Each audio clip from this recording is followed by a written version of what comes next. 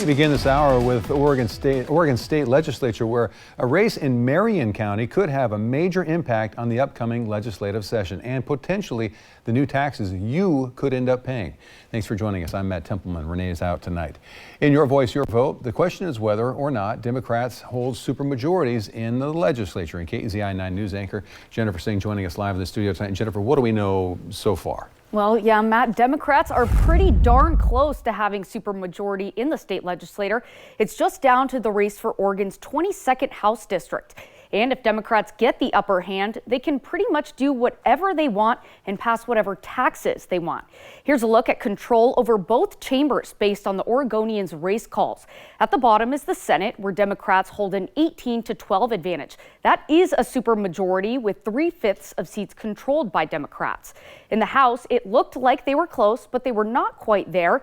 It looked like the 35-25 Democratic majority from last session would hold for this session, leaving Democrats just one seat short of a supermajority in the House.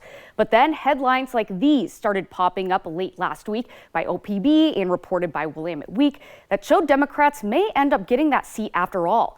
Votes that continued coming in helped Democrat Leslie Munoz take the lead over incumbent Tracy Kramer. And the latest results here on the Oregon Secretary of State's page show Munoz remains in the lead by over 100 votes. But as of Friday, there were still hundreds of votes left to be counted, so we could still be waiting a while for the results.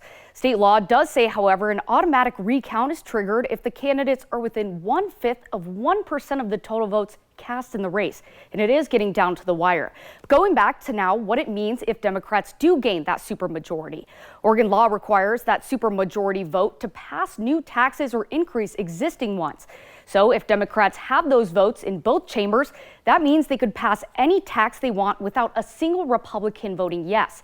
And if they do, there's also a Democrat in the governor's mansion who could sign those bills into law. Now, again, the difference between a supermajority and no supermajority in the Oregon legislature right now is made up of about 100 votes in the Woodburn area.